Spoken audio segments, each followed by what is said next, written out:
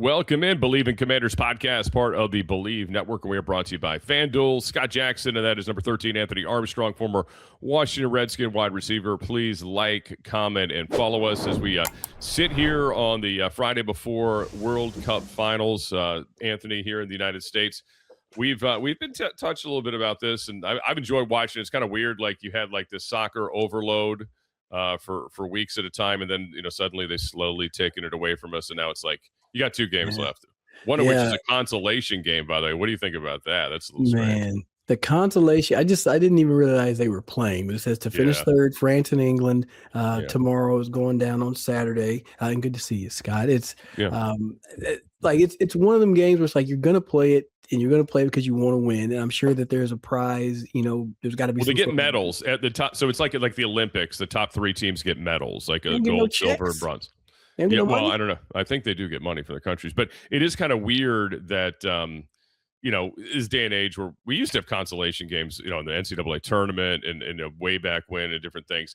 It never really feels great when you have them. I'll just be interested to see how England, are they up for it because the devastating nature in which they lost, and France too, for that matter. They were the best team, everybody thought, right, for weeks, and then the way they went down and they got shut out in the process. It'll be interesting to see if it is at least entertaining contest. Sometimes they're kind of loosey-goosey games because, it doesn't mean as much, in the big picture, because these are the type of teams that were like win it or bust. I mean, it wasn't like they were looking to come in and medal. Like that would, like if the United States was playing a consolation game, I think we'd probably be excited about it because we'd medal. But I mean, these are teams the best of the best.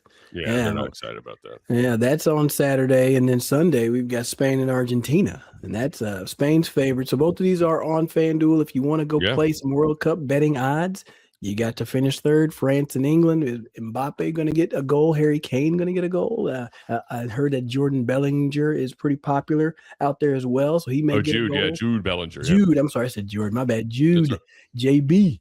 So he's out there, and then Spain and Argentina is going down. Messi is up there for Argentina, so it's gonna be a good matchup. Y'all go play it over there on FanDuel. Well, one of the big talking points throughout this tournament, because it's right here in our backyard, has been from NFL players like, "Wow, that's awesome. We see grass at Jerry World. We see grass at SoFi. There's grass in New England now. There's grass at of course, MetLife Stadium this weekend where the championship is."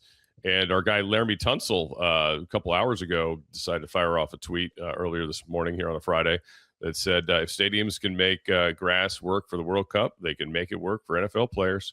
We're # worth the cost.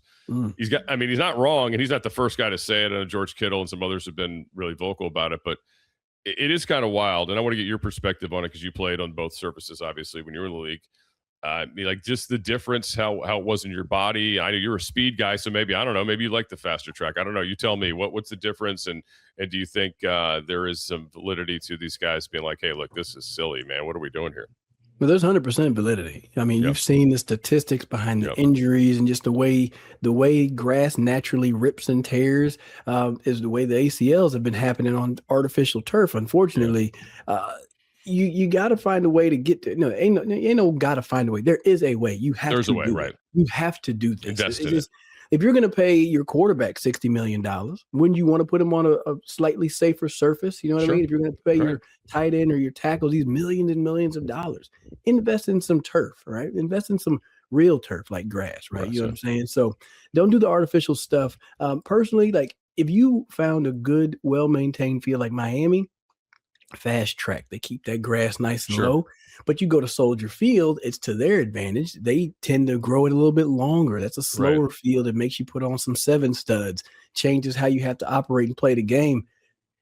I think grass is better, period. I mean, you got to deal with, there's going to be a slower game here or there, and maybe, your footwork. But that's just a part of the variability of the game, right? There's just going to be that point like, hey, it's raining. Home field advantage, right? Yeah. I mean, if it's raining or whatever it is, that comes into play on that turf. And frankly, you're getting to the point to where, like, hell, I saw LeBron James hasn't made his decision yet, and Adam Silver can't release the schedule until LeBron James does. If you're waiting for him to release his schedule, then you could invest enough in at least making sure your players are going to be safe on the field on the football side of things. You know what I mean? So players are players are valuable, and they are the reason that people show up.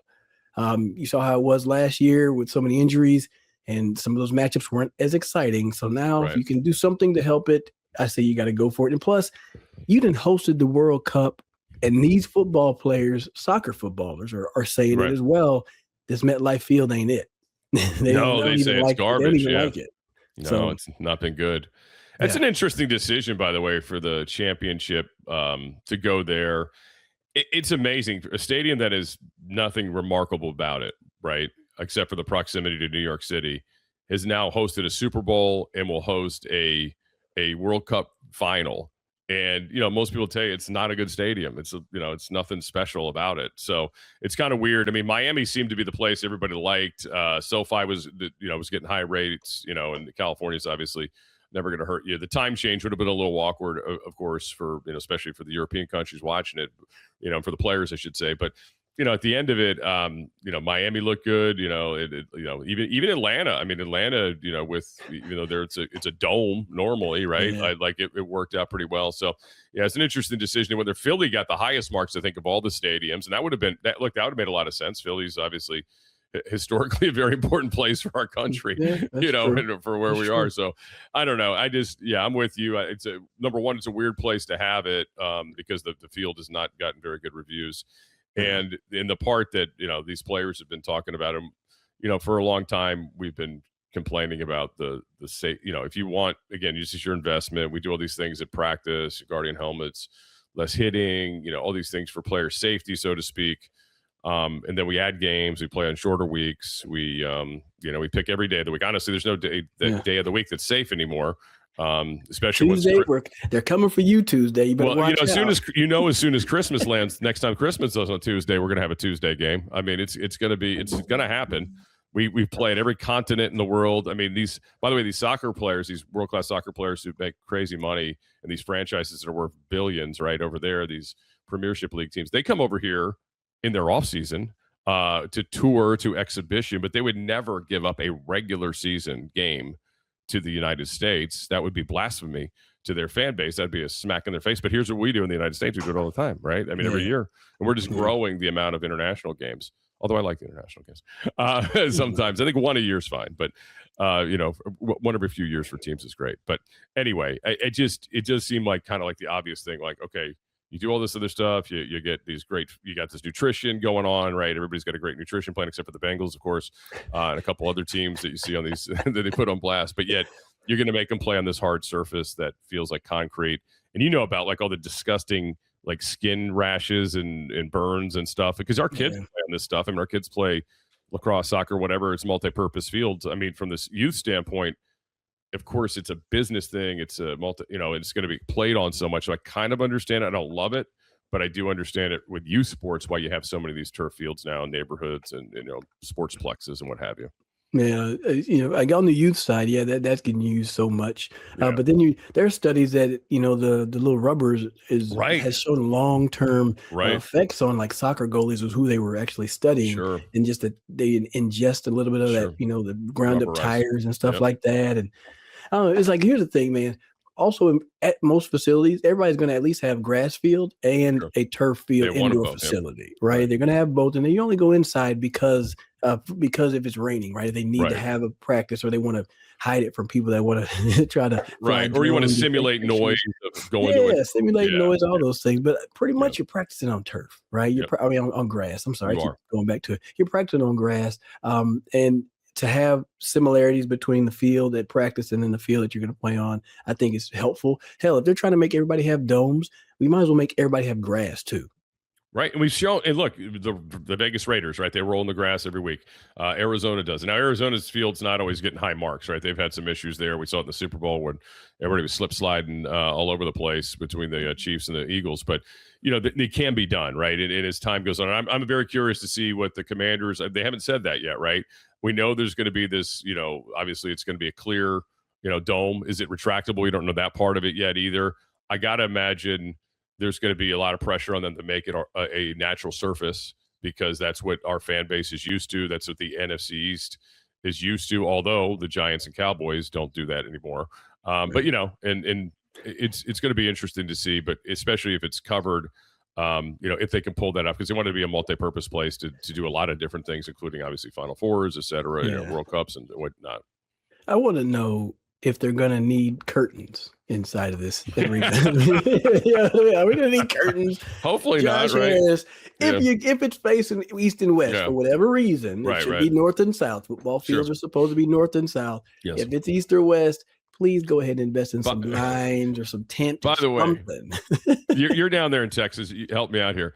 What was the reaction when Jerry got booed in his own place? I mean, my God, dude, that's pretty crazy. The international soccer fans who gave him the boo birds on his home field. Man, I don't know what he felt about it, but I feel like he probably relished the moment a little bit. You know what I mean? He kind of likes being the villain. You see how Roger Goodell gets up there at the draft day, and he's like, "Come on, give it to me."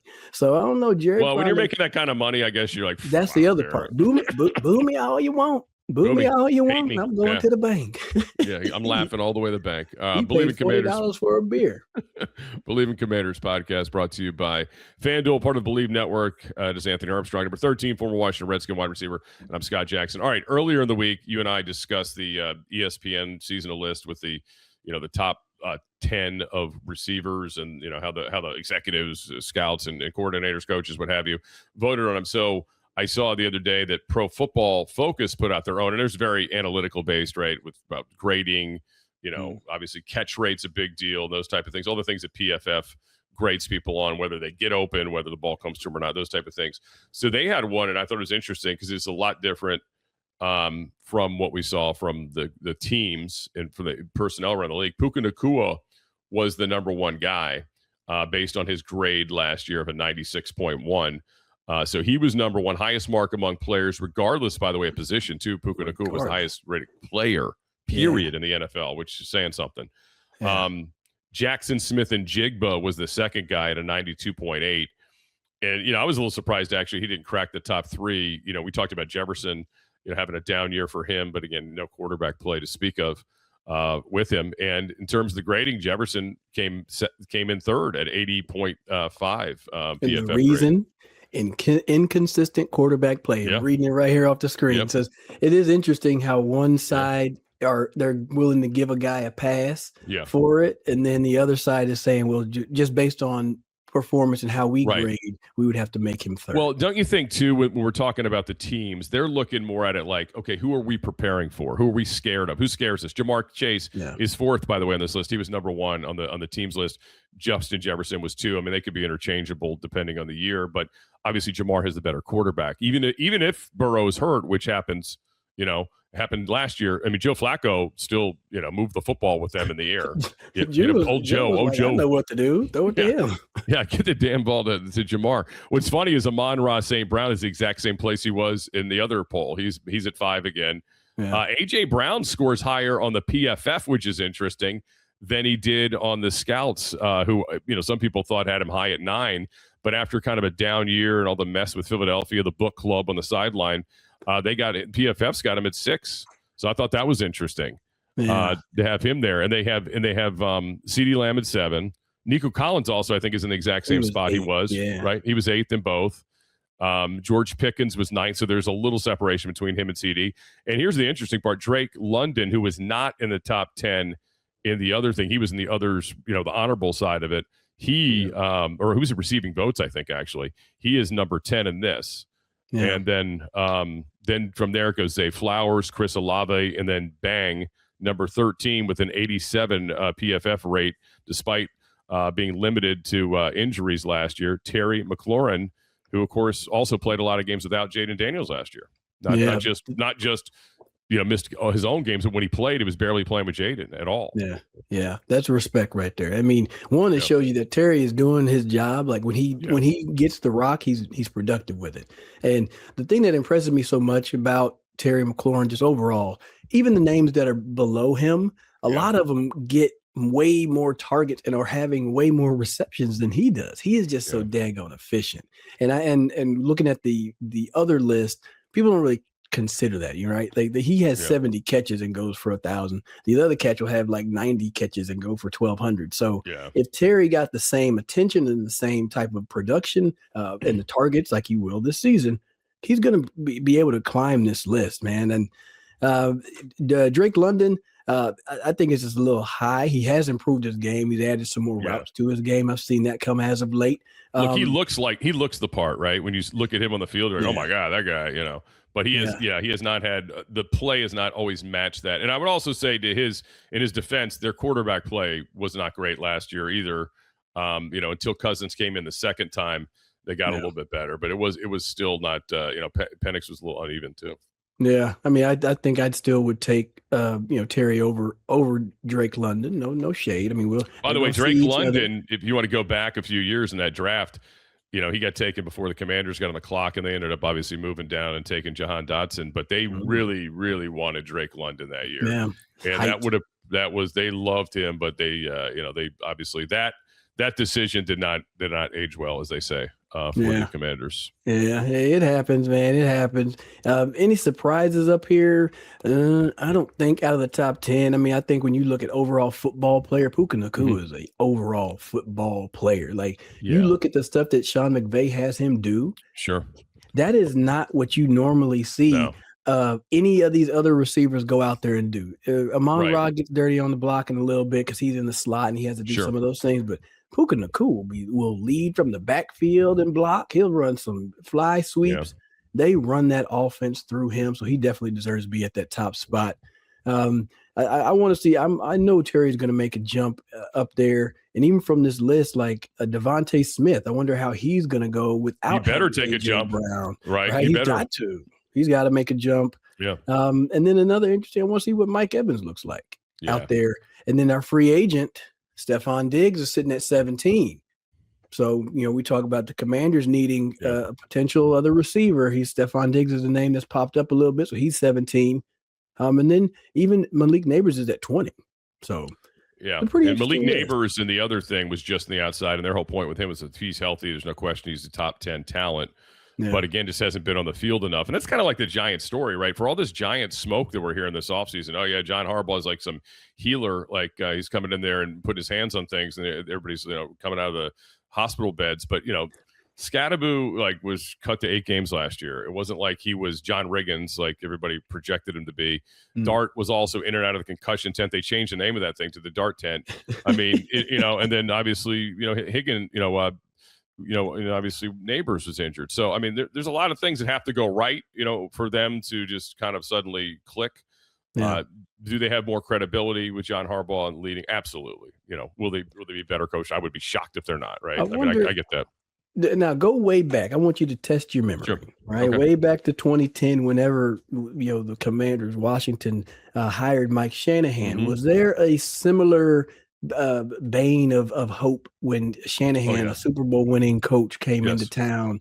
He felt like this was going to turn things around.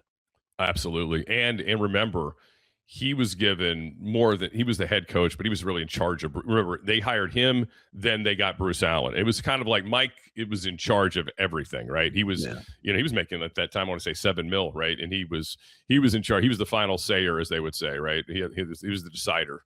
Yeah. As George Bush would say, I'm the decider. But anyway, he was all that stuff, and then obviously, his son's coming over who had been running pretty successful offenses as a young kid in Houston. So there was a ton of hype. And then, the McNabb thing at the time made it seem to be like, oh, this is great. But then obviously we found out as the season went along, that was not really Mike's idea. He didn't really love that idea. Didn't want it to really go that route, and it wasn't his guy, and it just played out. And they just, kind of going back to what Rivera said a few years ago, we all kind of snickered when he goes, "It's quarterback," like what's held you back, and it really for Mike it was right. It was quarterback that held him back until 2012. But the problem was, he actually liked the other quarterback better than that quarterback. And I remember him telling us, because you see the coaching show with Mike, he said they actually were going to take Russell Wilson that year. Oh my God. And I was like, really? I go, you were going to draft Robert and then take Russell Wilson? I was like, you talk about two personalities that would have just killed each other. I was like, okay. The thing is, it just made no sense. I mean, at least Kirk could kind of take a back seat, and it was okay. But if they brought Russell Wilson, Russell would have won the job right away. I mean, he was that kind of guy at that point. Yeah, Russell, and he was a winner. And that was he was one of my favorite quarterbacks in that draft. Just because I loved him in college. He did at NC State. Then he left because who'd they bring in? Mike Glennon. They had Glennon. Glennon there, right? Yeah. And so Tom O'Brien, that was Tom O'Brien's big, recruit, right? Yep. So it was kind of like Russell was still playing baseball in the spring. So they're like, look, we need you to be our quarterback year round, ditch the baseball. And he's like, nah, I'm leaving, because they were kind of making it uncomfortable for him because they wanted to get Glennon on the field because they thought Glennon had the higher upside. It looked like a quarterback, blah, blah, blah. It didn't. But I remember the first year I was in Carolina. I was in Raleigh when Russell Wilson started there. He was like fourth string going into that fall. Or going out of the spring, that year. And like he was an afterthought. But then everybody kept saying, man, this Russell Wilson kid who's a baseball player, he's really got something about him. I was at the game against South Carolina, his first start. He got knocked the crap out. Oh, I could use another word. But he was out. I mean, he literally out on the field at NC State or at South Carolina. They had to cart him off, like took his helmet off, face mask, whole thing. Wow. They had to take him off. He played the next week against William & Mary, which made no sense to me whatsoever. And this is before we were supposed to, this was, I get it. We didn't have the concussion stuff. We were kind of learning about concussions back then, but it was still like, come on, this is like 2010. It's like, what are we doing here? Like, what are we doing to this poor kid? Yeah. Or I guess it was 2008, maybe 2007. Anyway, it was nuts. But he was a gamer and he had a good season after all that, the scare, the injury. And I don't think he ever got hit squarely again, honestly, even in the pros like he did that day at South Carolina. It was nuts. Yeah. Then he went on to Wisconsin, had a good career. Yeah. That was one of the names. I remember seeing Sam Bradford took a visit up there. I remember seeing him walking through and I was like, I wouldn't be mad at that either. You know what I mean? No. That would have made sense. There was a lot of different things going on back then. But there was a ton of excitement and hope with Mike. I remember Terrell Davis, though. I don't know how early in the tenure he said this. He was part of like one of those coaches, like what do you call them, like the alumni coaches? I don't know, like that was through that program, right? Mm-hmm. He spent some time with the Redskins that year, and he said it was like watching your grandfather with your grandkids. He said like that wasn't. It hit him like one day, like, oh man, that's not the guy that I played for. Like he wouldn't have done that. And there was always the weird dynamic, like Kyle is his kid, so he's not going to rip the offense. He's not going to overstep his son. But then he was always hypercritical of Jim Haslett and the defense. And like, frankly, they didn't give the defense a whole lot of resources with Has back then. I mean, Has was kind of, doing it with bubble gum and duct tape, I mean, that year they went to the playoffs. I mean, Rob Jackson, like where the hell does anybody remember Rob Jackson came out of nowhere? Remember how good Rob played? So athletic. Yes, Rob was one of those guys. We're like, we gotta find a way to get him out on the field a little bit more, man. Yeah, and Arakpo got hurt, and Rob Jackson played, and like the defense was better. It was weird, right? Yeah. But I mean, I always thought like Haslett used to take so much crap from the team. It's like they don't invest in his like look at the defense, like compared to the offense, like where they're investing. Like, one year you guys kept 8 or 9 receivers. I remember who does that to their defense? Who does that to their defense? Matter of fact, that was the year I got cut, and I was like, how y'all gonna keep? Like 7, we say 8, and 7 or 8 receivers. What pissed me off was that there's no shade to my guys, but like I played special team. I played like 2 or 3 of them. Yeah, Galloway who didn't play any teams. They didn't play any teams. Right. So, and then it just was like, hey, it was a decision that was made, and I was on the outside looking in, man. But I don't know. I don't know. This is exciting times, and it's kind of similar to like DQ having a younger OC. I wonder how how critical he may be.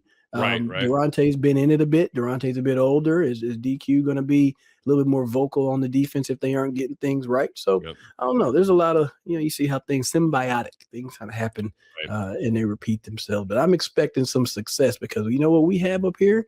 Damn good quarterback. Damn good quarterback in Jayden Daniels, who's going to throw over 20.5 touchdowns and over 32.5 yards. It's on FanDuel. Go ahead and place your bets if you like it. I know that much. That's I like how I'm that. feeling. I do too. I like that play for the over for him. And the touchdown total we talked about a while back too seemed to be lower than expected, but we'll find out. I saw a graphic earlier, and I'm going to pose this to you. It was like the all-time single season touchdown thrown for Washington. Yeah, Sonny Jurgensen's still number 1. Sonny Jurgensen is number 1, and it was like Kirk Cousins is on there like 3 times. Yep. I think the low might have been like 25 or 26. Do you think Jayden gets into that range, or do you think Jayden can break Sonny's record? I think he can't. Look, with this offense, if it is what we think it's going to be, I think there will be a lot of opportunities for him to throw more touchdown passes, right? I think there's going to be a little bit less put on his legs and a little bit more on, putting teams in awkward decisions where he gets on the perimeter, like, oh crap, what are we doing here? Are we collapsing to go take away the run, or are we, trying to look what's running behind us? You know what I mean? So I think he's going to put some teams in the spots there. But yeah, I'm excited for him in this offense. Again, he's got to play 17, or close to that this year. That's huge.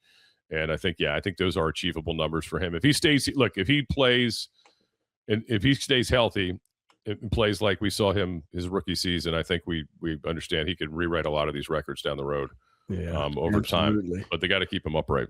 Yeah. He's got to help himself. Yeah, for what it's worth, stats-wise, last year Jalen Hurts had 25, and then below that, Cam Ward had 15, Tua had 20, Lamar had 21. So, it'll be interesting to see. I think he can definitely get the over on those, though, for real. Yeah, I'd like to see that as well. Believe it or not, we are less than 2 weeks now from training camp starting, which is crazy. And we're getting closer, so it's exciting. We'll have a lot more next week as we get closer, more of these roster questions, these kind of things to get to as well. Again, please like, comment, and follow us. Bleav in Commanders, part of the Bleav Network, and we're brought to you by FanDuel. That's number 13, Anthony Armstrong. I'm Scott Jackson. Until next time, enjoy what's left of the offseason. It's not much. Yes, indeed. Happy birthday, Mom.